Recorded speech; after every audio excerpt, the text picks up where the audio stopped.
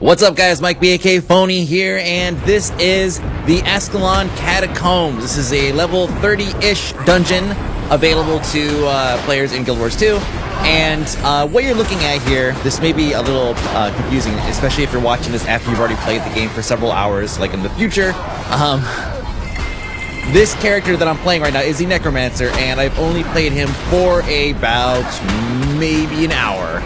When I walked over to the actual instance entrance, there was this NPC that you could talk to, and he just says, oh, here you go, level 30, and then you just, you're level 30, and you have all of this gear and everything. So I just slapped on everything that it gave me, and hoped for the best as I entered this dungeon. Again, with very little understanding of even my class abilities. I did a lot of jumping around in the limited amount of time that I was actually able to play the game, like a lot of jumping around. Played probably about half the classes. Posted a poll on my Facebook page so that people can kind of give me feedback on what they wanted to see the most of, and then I kind of mixed it up a little bit with some of the things that maybe people wanted the least of, because I figured, you know, the ones that people want the most of are the ones that everybody's gonna be doing videos on. So I just wanted to toss it up just a little bit. Now, what I learned as I was going through this is that the red circles are bad, the white circles are good. So this is something to keep in mind here. There you go, I rolled out of one. I still got hit with something. I spent a lot of my time actually retreating, mainly because I'm standing in stuff that I probably shouldn't have, or, you know, not knowing what it's like or what it looks like, what the tells are for whenever you get hit with something. So here I am switching over to my Death Shroud, still standing in the red circle like an idiot. Can't get out of it fast enough. And this is, like I mentioned on my BFF report, this is a good way of mitigating damage. Whenever you flip over to your Death Shroud form, you end up not taking damage in your, I guess, your human form. So I spend a lot of time, you know, healing myself and then taking damage and then flipping over real quick to the Death Shroud form and then going from there.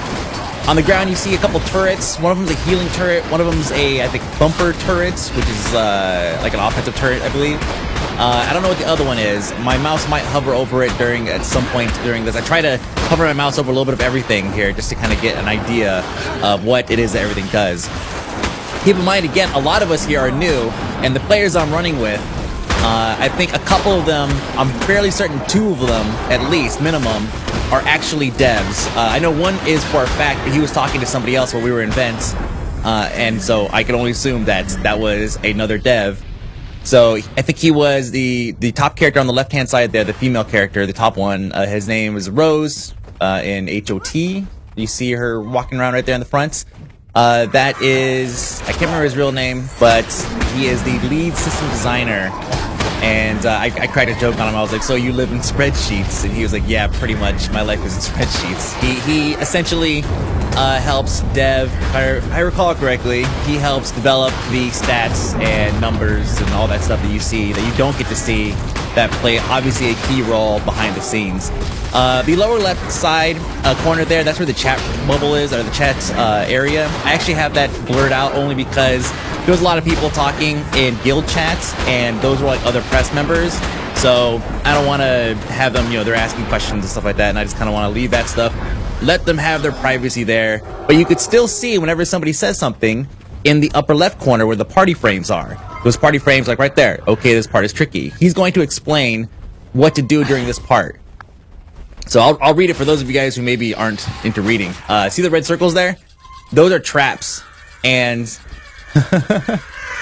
he's going to walk across someone, or somebody's going to walk into one here in a second and just take it right in the arse. There we go. Just like that. So, of course, I'm like, okay, I guess I'm just going to be, just time it, not stand in the red circles. I'd still kind of took a little bit of damage there. So the boss comes out, or the mini boss or whatever, and notice I'm not even actually aiming at the boss, but I'm still able to interact by throwing things at it in that general direction. This is what I was talking about during the BFF report, where you don't actually have to have something selected in order to actually do damage to it, as long as you're aiming in that general direction. Granted, the actual abilities for casters might be a little awkward because you're ranged, so as you're moving around, you're switching targets quite often. But the majority of us here are actually ranged, so, and there's only one target, so this is actually kind of easy. Death Shroud form, again, that ability I just used, it was like something grasp. where I cast a circle on the ground, and the next time something walks into it, I am ported right into its face. So I can see how that could be kind of helpful in some cases. It's essentially a trap, but the trap part, that's the part that's sprung, is actually me showing up. Like, what's up? I'm Death Shroud in your face. I don't even know what I'm doing at this point. I'm just picking up boulders. He says I have to use it for a switch. So apparently everybody picked up a boulder. This gate opened and closed. That character right there on the left that we just passed, that's an NPC that's kind of running with us, like our guide. So I drop a boulder on this switch that already has plenty of boulders on it, and the gate stays open thanks to my boulder. And then this happens. Lots and lots of fire everywhere. I couldn't tell at first if this was coming from a single NPC or what. Then he says, we have to disable a trap. And I'm like, a trap, huh? Wait till we go inside and you see what it's like. Some gargoyles on the wall. Yeah, this is the stuff that everywhere. There's just things. So I'm in panic mode because I don't know what to aim at. I don't know what to shoot at. Healing turret, I'm like, heal me, heal me. And then I take it right there. Lots of red. Again, just trying to get around it. I have an ability that I'm going to be switching to use. You see in my lower bar there, I think I actually have to switch weapons in order to pull this off. But it's a wall, and I'll use that in a second. It's a wall that I think it does damage to, think Magica. Whenever you post like a firewall or something, that will do damage to enemies, but also protect you as the player. Again, I'm just running around standing in white circles, and obviously red ones, trying to figure out which ones are the ones that heal you. I think the ones that heal you are the ones that have little green centers to them. But as of right now, it's just kill everything that I can target, and that's pretty much what mode I'm in right now. Here in a second, I'm going to heal myself, and the way that the Necromancer's heal works is they deploy a floating little, demon type thing, and then it does damage. And I believe the more damage it does to something, the more healing it's going to do to you. This is very similar to if you play WoW, Death Knights, Blood Death Knights. They have the little maggot or whatever that comes out, and it gets bigger and bigger, and then it pops and heals you or something. Very, very similar to that. Right about here, I think I actually post this wall. You'll see some guys come out, and I panic again and just start throwing it. Spectral wall. What's it right there? Spectral wall. So I'm like, bam, what's up? I just saved the world, and then I just roll off onto the edge here. Very, very effective player I am. You see, I got a shield on me, and I wish I could have more time to actually play with some of these mechanics, but when you're trying to get as much information on as many different characters as possible, damn, it's hard. Bushy said. Alright, so a couple guys up there, I thought we were going to go that way. I'm sure that if you come back and you're in like exploration mode or something, then you'll probably end up going back that way. Now, I didn't mention that at the beginning. There's a couple different modes you could actually go through and play these dungeons. There's your standard story mode, which is what we're in now. We're going through the story. We got a couple bonus side stuff that we're going to do, and you'll see I'll pop up and say bonus something. And then after you complete it the first time, you actually unlock the ability to do the next like 3 different types or something, which is exploration mode, and they're like different challenges, different ways for you to complete the dungeons. Good way of reusing assets and just reusing just new material. I mean, if they have the dungeon here, it's kind of like in other games where you have your hard heroic difficulty settings for the same dungeons. You can run them again. And there's like different mechanics and whatnot. Kind of similar to that fashion from what I've read, but other aspects that they talked about as far as the challenge mode is concerned is actually much different. Like, the way it sounds like, it almost sounds like in Warhammer where you get like points for having a high score or something, like a challenge mode or something.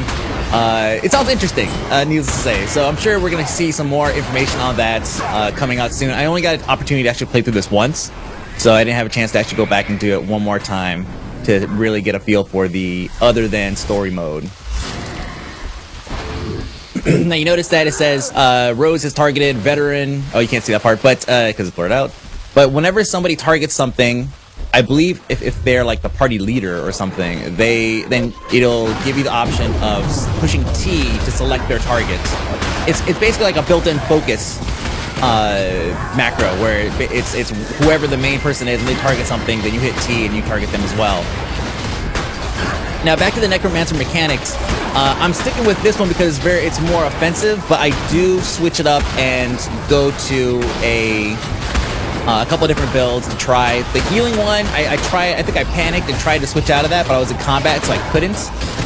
And what I should have done was actually have the healing one on my secondary. Notice I just changed my bars there by switching to my scepter or my stave.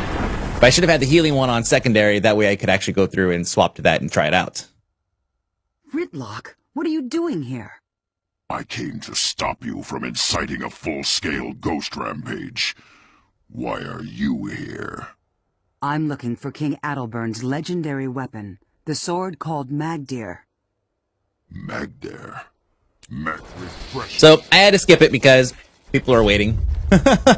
And I didn't want to leave them waiting for too long. I actually already had to leave them before because for some reason Mumble and Vent, when used in conjunction with the Guild Wars 2 beta clients, shuts off the sound for Guild Wars 2. It's just a weird quirk that happens only with beta, I'm sure. So here he is, he's explaining stuff. So the next part is tricky. He spawns a bunch of ads. We have to take care of the ads, or else they will just continue to spawn. And I think I pretty much put myself on, like, I want to say I put myself on spawn duty, on ad duty, but I'm pretty sure I just don't know what I'm doing. And I'm just going to kill anything that my spells happen to hit. Again, I'm very efficient like that. Notice my Blood Fiend there, ready to hook me up with some heals. Sacrifice for Master. Somebody over here summoning a bunch of sprites, or I don't even know what those are, gargoyles or something. Story time. Here we go. The ads pop out, and then it's just business time. Effects everywhere. Now a lot of people are asking me, what's up with the frame rate? My frame rate does drop to about 15 frames per second during some parts of these fights. It doesn't matter if I'm running at 720p or 1080p or 1600 by 900. It doesn't actually matter where I'm running at. So I feel like it could be a limitation on my processor, maybe. I also found that the demo, even though I'd indicated for it not to install on my primary OS drive, it did install my primary OS drive, but it is an SSD, so it's not like that really made that much of a difference, but it could have probably sped up some loading times. But as far as processing and the graphics card, I can tell you guys what I have. I have an i7 920, it's an older computer now, actually. She's like 2.5 years old. But it's a i7 920, story time, and a 5770 graphics HD ATI card. Sword. Worry more about the sword. Yeah, I kind of flipped through this real quick. I sense Sahothan's presence. Your son is dead. Foul creep. You will fall. That's the boss man, by the way. We get to fight him at the end. For now, we have to go and, like, take care of his stuff. Notice, pulls enemies close, surrounds foes, or whatever. If you go back, read underneath his name, and under the names of almost all the mobs we fight, it actually gives you hints on what some of their abilities are. It's kind of interesting. Alright, so now I am experimenting with different builds. Not knowing what any of them do. Just like, oh yeah, this looks good, I'll put some of this stuff on. Anyways, back to the computer settings, or graphics and processing, all that stuff. So, it's an HD 5770 ATI card, and I overclocked it just a little bit just to kind of squeeze a bit more out of this. I think I was at like 1400 and 900 or something by processor and memory. Just a smidge. If you look at your ATI overdrive, I bumped it up to probably about maybe 15% of the way, the distance you could travel on the slider. Can't remember off the top of my head because I actually changed it back because I started getting a little bit of stability issues. The processor is not overclocked. The amount of RAM I have is actually pretty, it has no part in this whatsoever. I have, I think, 18 gigabytes of RAM, because I do video all the time. So, since the game really doesn't need anything more than, maybe 6. I mean, that's really pushing it. Probably needs like 3. The RAM really wasn't a limiting factor. So here's my wall again. I think I actually used it right this time. I don't know. The guys are taking damage, and my guys aren't dying, so I'm just going to assume that's because of me. There's the green circle with the with the, I'm guessing that's heals. I don't even know, and that's the thing here. I run through it. Can I take a tick? No, no ticks. It's a moonwalk actually. But that's it. There we go. This is a healing circle. So somebody's throwing around some heals. So someone's thankfully taking up that role of keeping the rest of us in check. Looting is easy. Hit F. Just run around and spam F. You can actually right click on them if you want to, but just spam F. There's no aerial loot or anything, but the fact you can just mash F for days is easy enough.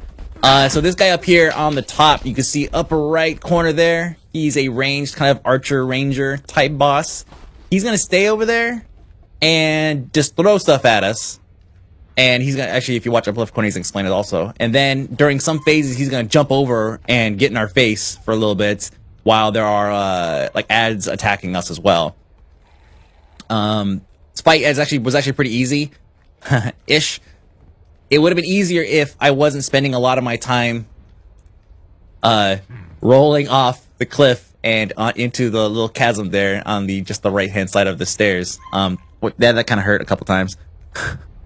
Again, getting used to the class, man. Like just the basic mechanics of moving the character and not, you know, double clicking on or double tapping any certain direction. So until we get his health down again, and then he'll move. Yeah, after we kill the dogs, he actually jumps back to the center and he continues this cycle over and over again. So you got to dodge. So yeah, I'm going through my abilities here. You can read the tooltips if you guys want. Refreshing.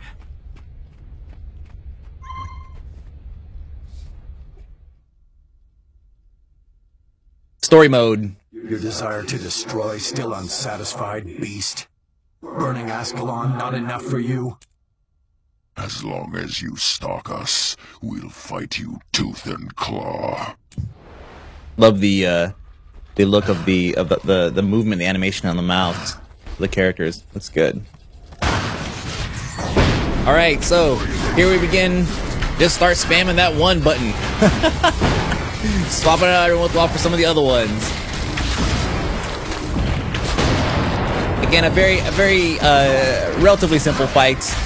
Of course, it has something to do with the fact that our main character is like 15 levels above us, and the second character is I'm basically being carried here, guys. Like really, I'm sure if we were all the appropriate level, small mistakes that I was making, like for example, sitting here inside of the red circle, not knowing what the hell it does, would probably end up hurting us in the end. So yeah, a lot of switching phases to Death Shroud, like that right there would have killed me. But instead it just reduced the amount of life force that I had invested into the Death Shroud phase. And then this right here, that was me derping it up. I do that a couple times, pretend like I do it on purpose. You know, res my heal guy. Res or summon my heal, and then get ready to sacrifice it like almost immediately during some parts. Here we go, I picked up a rock. This is where I mean business, guys. Take that. It does nothing. Apparently, I don't remember this part. I guess I really wanted to throw a rock at this boss. There we go, immune. He's immune to rocks. Holy crap. He's a ghost, I guess, so maybe just, I don't know.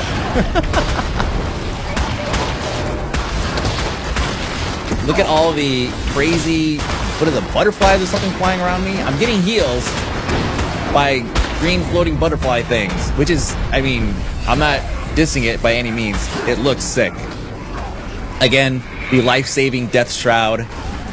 I could, you know, if my level was high enough, I could probably mitigate majority of this damage and stay in Death Shroud form for longer, and essentially tank using Death Shroud. I wouldn't be surprised if that actually becomes a thing, or a possibility, anyways, like if your tank dies and that's it. Just sacked my demon there. Needed that heal pretty bad. Hey, I discovered a waypoint. That's pretty handy.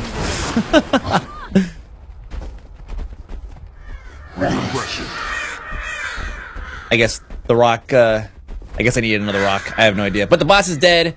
The loot comes in the form of a box. You can also loot the body. So there's two different forms of loot. And I don't know if this changes when you switch from story mode to like any other mode. But you loot the body, you get loot. You loot the box here, you get loot. By the end of this run, I have so much loot. It's kind of ridiculous. But also kind of nice to not have to run something a billion times to get stuff. I must have picked up There's no roll, by the way. There was no like, oh, this gear popped up, roll for it. But I must have picked up probably 15 pieces of loot or something. Not every single piece was I able to use, of course. But I'm interested in seeing, you know, further how their system of distributing loot goes. Because right now, I just took like all the loot that, I mean, I don't know if maybe it's on free-for-all and I just took it all or what. I have no idea. But I'm sure we'll explore that a little bit later. Now, here's some interesting information while we're standing around trying to figure out what to do next. If you are a max level character, and I think this only works in exploration mode, but if you're a max level character, supposedly you get brought down to within a certain number of levels from the, or within range of the actual dungeon itself. That way you're not running through and just cleaving everything inside of a dungeon, just like farming loot or anything. Now, seeing that my guy there is level 47, I wonder if his tool pane actually says effective level 36 or something. You know what I'm saying? So, like right now, I'm level 30, and everybody there says level 37, 42, 46, and 33. Oh, that 33 is me, I think. I don't know. Oh, no, that's not me. Still getting used to the UI, which, by the way, is great. I'm wondering if you open up their actual character pane, if it actually bumps them down a little bit to bring them in range of the dungeon itself to make it so they can't, again, steamroll it. So we just got done with some trash there. No big deal for this group. Here's what's interesting. I just mentioned the level thing, and I didn't notice before that, right? Because there's like flashing graphics and craziness all over the screen. I didn't notice before that it actually says level 30 by all of their names. So and an up arrow, which I guess that means that maybe they are higher level than level 30, and so we have indeed been pulled back. Interesting. That was I think a bonus right there. If it said bonus, and that was indeed a bonus. I was too busy looking at their nameplates actually saying level 30, which actually it goes against what Guild Wars 2 wiki said, the official wiki, which said within 4 levels. That's very interesting to me. More trash, more trash. You see it says drains life, applies fear underneath their name. That is a very, very cool way of letting you know what these things do without without making you pay to learn by just dying over and over again. Okay guys, this time let's go back and kill that trash mob because he has this ability that we keep on not seeing or whatever.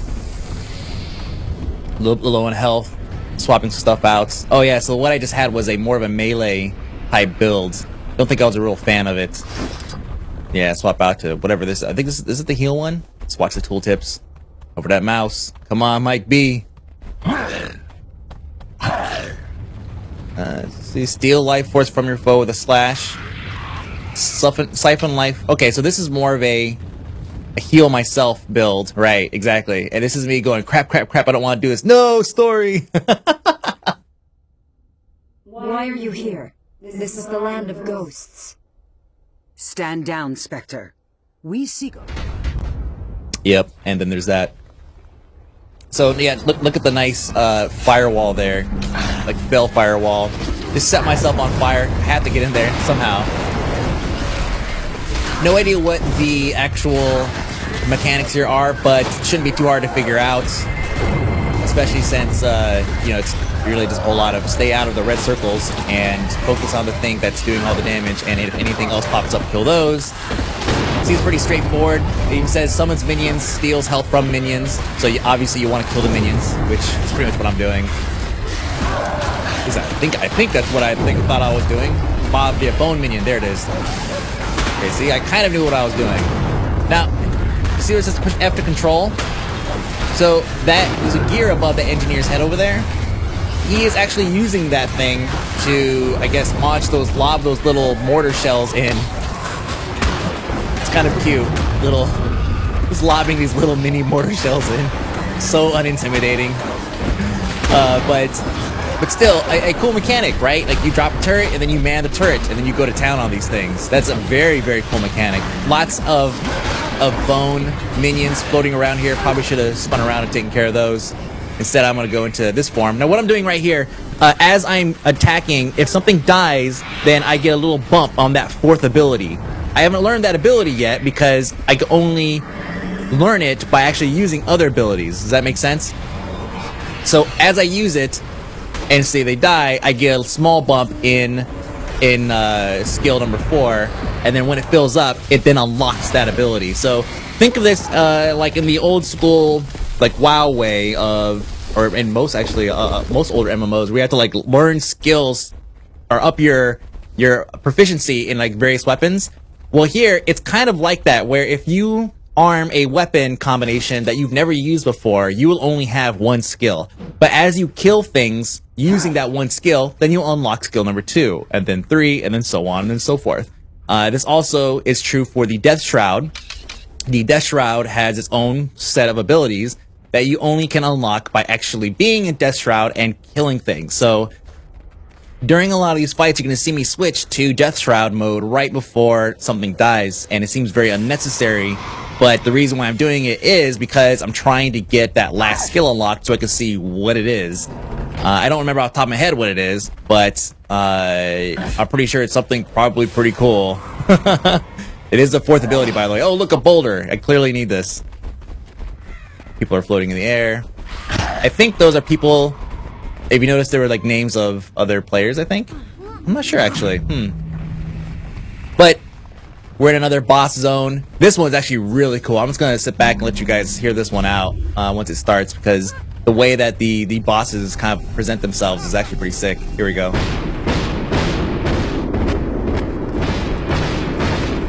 Of course, I have my rock, just in case.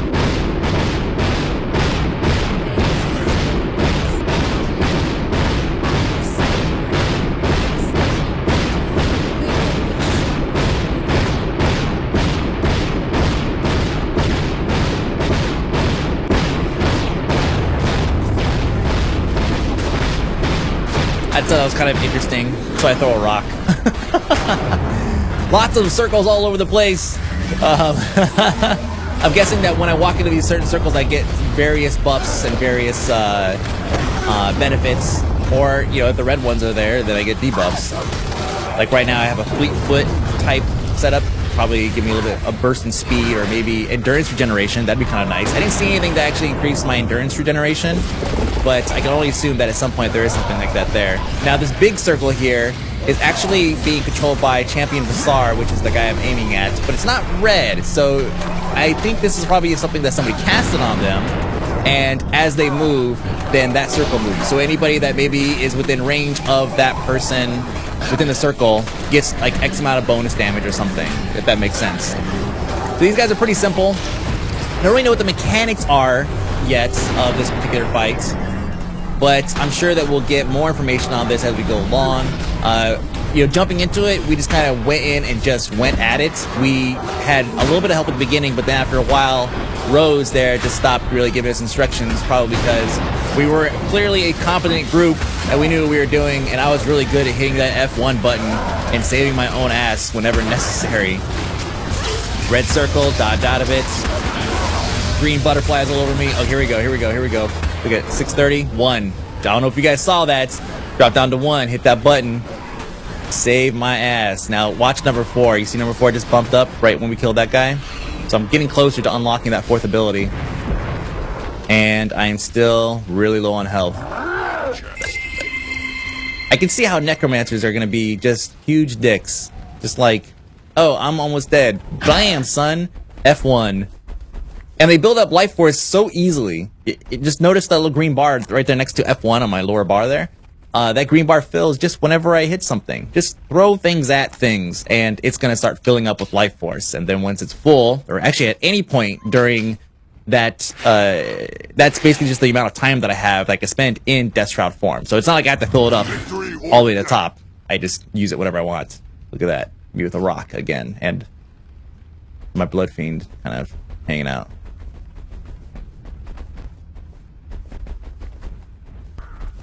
"20 minutes later, we decided to actually roll out." I have no idea what took so long. But another waypoint discovered. Whenever you die, you have the option of going back to a waypoint, so you obviously want to discover those. Elementalist, Ghostly Firestorm, Mesmer, Dazes, Reflex projectiles. Unfortunately, we don't have any melee classes, it looks like here. Everybody's a caster of some sort, or an engineer or something.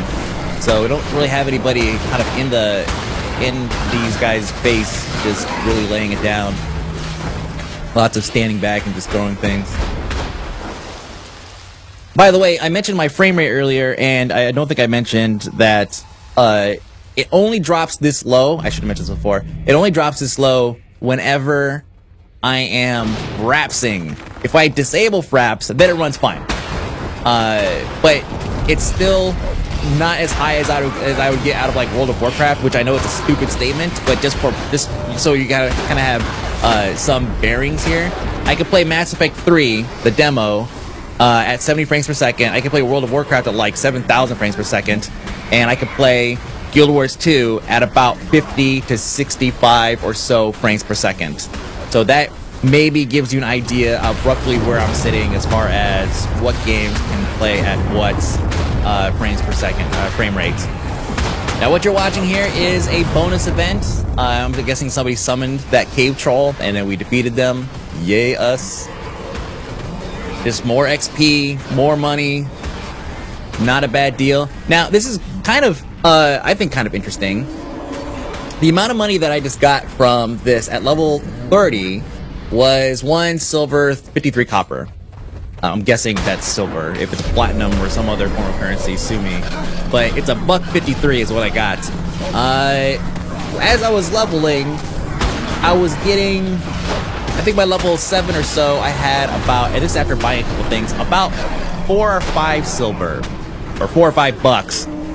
So if at level 30, you're getting about this much money, it makes you feel like the scale is a bit lower. Like they went into this and they made it so that the scaling of we already know stats scale a little bit slower, so that there's no like gear grind at endgame, which endgame's kind of a weird term here since everything kind of scales just dynamically. But also money kind of scales a little bit slower, so that way you don't have people just, you know, at level 30 being, you know, 50 times richer than somebody that's at level 6. Instead, now they're just like, you know, twice as rich or something. Story time. Keep it short. What have you done? Your champions are gone, Ghost. Just like your son. Yep. I mean business. Alright, so no idea what the what this guy's abilities are, but obviously he pulls enemies close and then he summons fire. You'll see a red circle pop up and then the fire will come down almost immediately. This is definitely a fight where I'm gonna do a lot of retreating, and actually at some point here I'm actually gonna die. And which is great because you guys need to see what it looks like to die and then get res again. I showed it briefly in the BFF report, but at least here you'll be able to see the full duration and what it's like to go into a down state and then into a permanent down state, or semi-permanent down states, and then to get res. Very, very cool. So I'm taking fire to the face here, but it's cool because I'm in Death Shroud form, so I feel like a badass. Then roll out. My cooldown is back up. I'm gonna go ahead and summon, and then if I can hit that 6 again, there we go. A little bit of health, not enough. I'm taking a serious beating, and boom, right there, down. So this is the down state. I can still attack by throwing, you know, spells, whatever. Some people can throw rocks, but you notice I was still taking damage, and then I am now completely defeated. So as now, this is like beyond the down state, where I am in kind of a semi-permanent down state. And I say semi-permanent again because people are gonna come over and try to save me. But as they're channeling a spell, so there's Rose. She got pulled in. Nice, nice. Come on back. Hook me up, Rose. Oh, she's in trouble too. Nice. Notice it gets really quiet too. So she's throwing me some heals, but then she's going to take right there. Starts taking a beating. Now she's in a down state.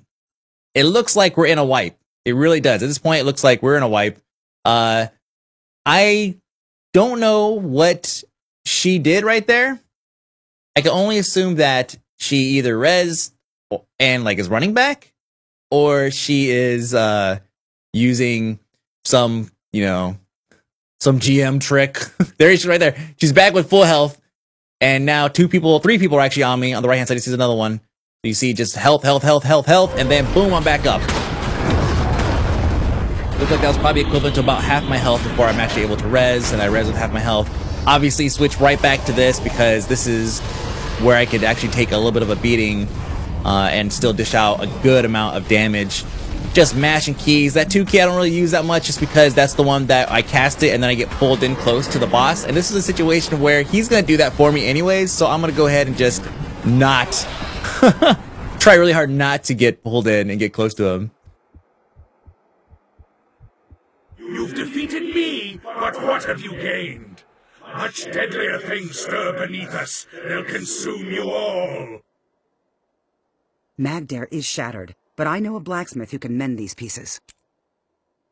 For you, the sword would be... What? I thought it would... Remind me of... There we go. And I got a mask. Hey. A long time ago, I led us into a disaster. He blames me. They all do. The thing is... Being quiet, let you listen. Right. Refreshing. There we go. All right, so that was pretty much the run for Ascalon Catacombs. You see, I got tons of gear out of this thing. Just a ridiculous amount of gear. I know not everybody was looting stuff, but again, I don't know how the loot system here works. I think that everybody just has their own loot table, so I just get to loot stuff, and that's it. I didn't see in the lower left corner where it said, so-and-so got this item, so-and-so got this item. So you're not missing out on anything there. I didn't have the combat one opened, which is probably where it actually ends up sitting. Here's a close-up shot of my dude with my cool masquerade mask on.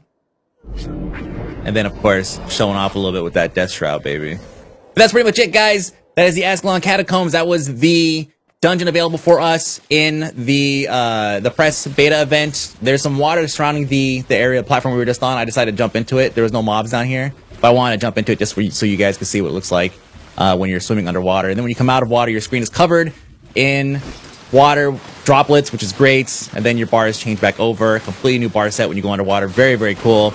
But that's pretty much it, guys. So thank you very much for watching. Subscribe. Check it out. Check out this video on GameBreaker.tv. Check out the BFF report on Zam.com. Check me out, /AKMikeB or AKMikeB on Twitter and Facebook.